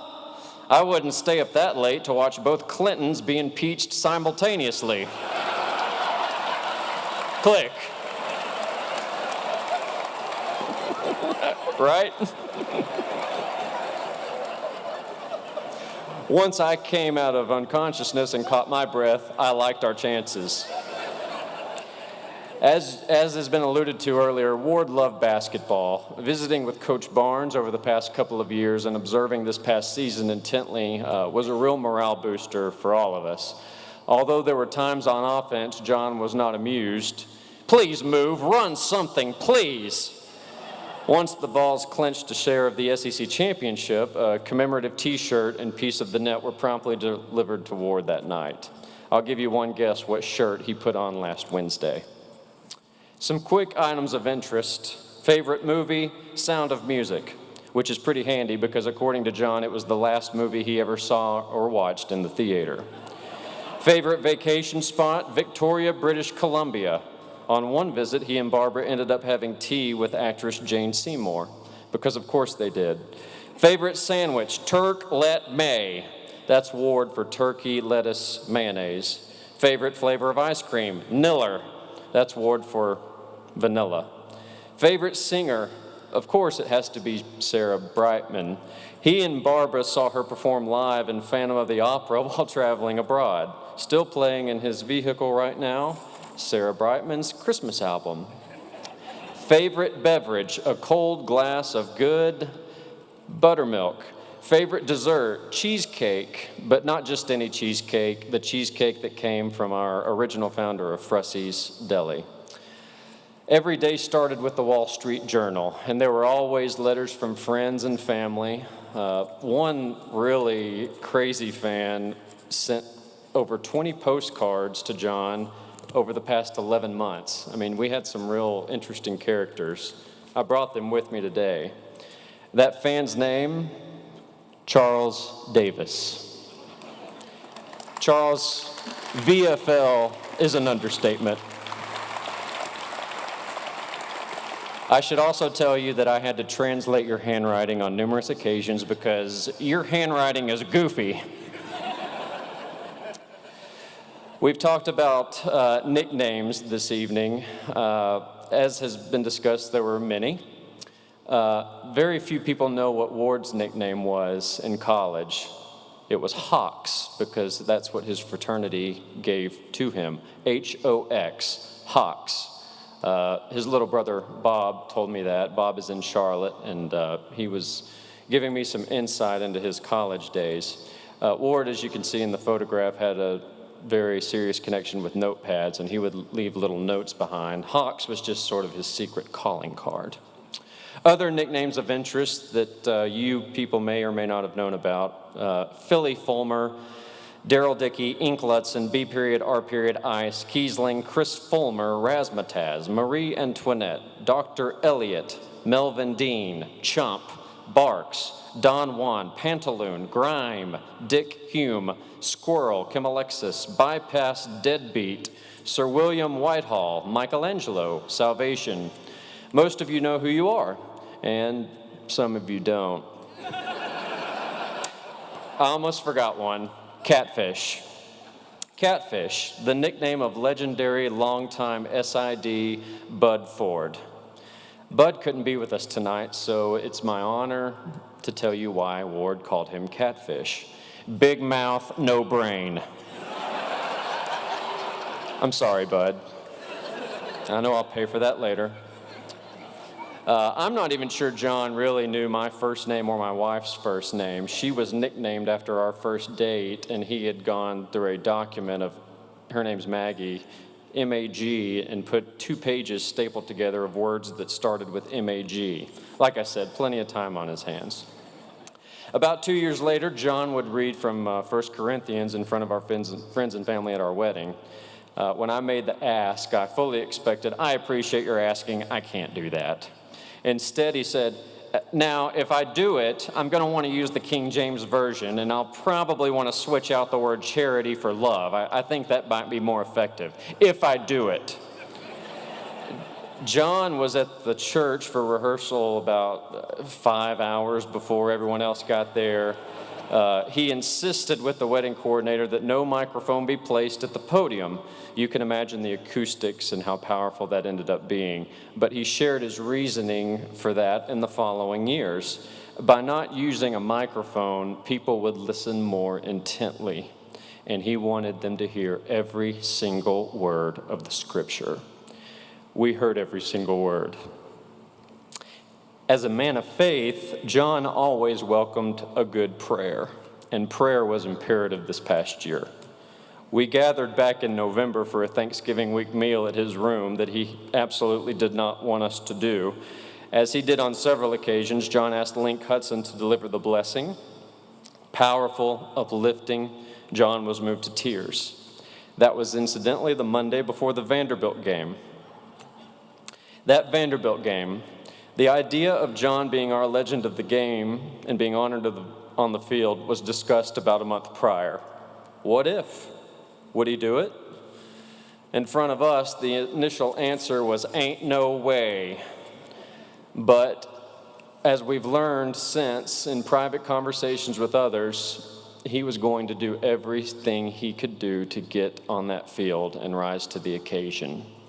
Getting John Ward on Shields-Watkins Field for the Vanderbilt game became our focus and John's focus. The logistics were confirmed. The timing sheet was finalized.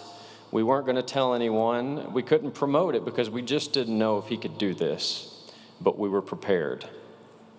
Saturday came, and priority number one came into focus immediately. Which jacket am I going to wear? Go get my jacket. It's the blue. It's the one with the white square. It's like midway through my closet. I need that one.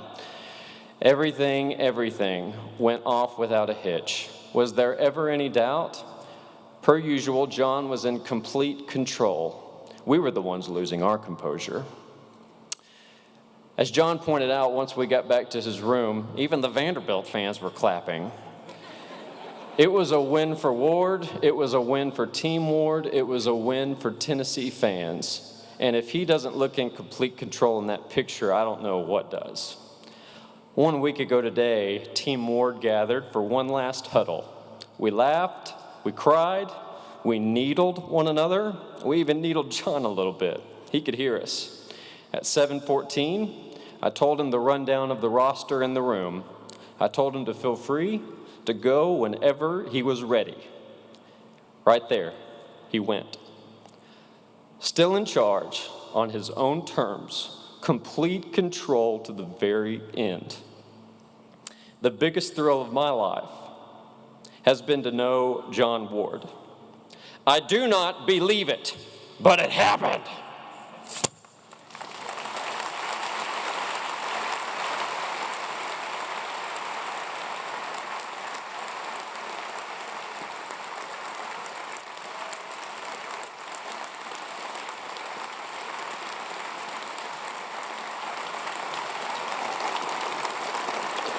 Ben Bates.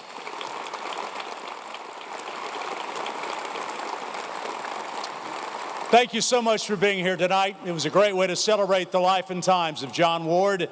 We have a special video to conclude the program tonight, but thanks so much for being here. I know John and his family appreciate it, and we lost a great one and a great ambassador to the University of Tennessee, but he will always be in our hearts and also be in the sounds of Tennessee football and basketball games forever. Thanks so much for being here. Hello, I'm John Ward.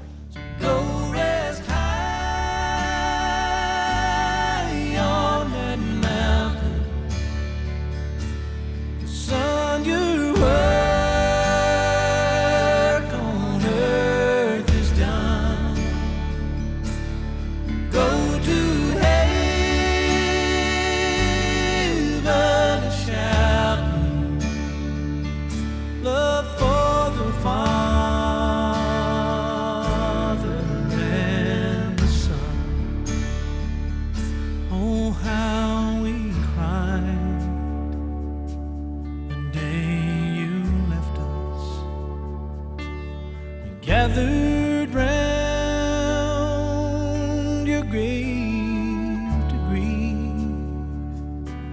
Wish I could see angels' faces when they hear your sweet voice sing. So go rest high on that mountain. Son, your work on earth is done. Go to heaven shouting love for the Father and the Son.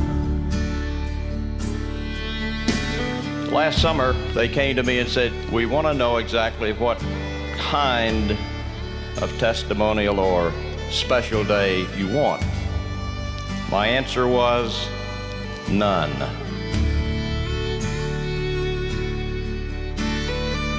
Every time people listen to a football or basketball broadcast, that is a special day. And so I said, we don't need another special day.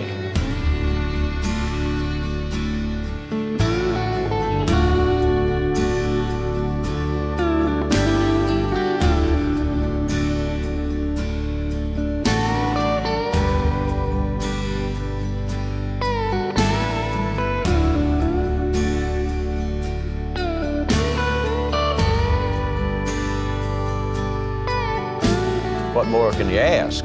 30 years of doing something that you love to do, most people don't have a year of that. So I'll have no regrets. No regrets. Go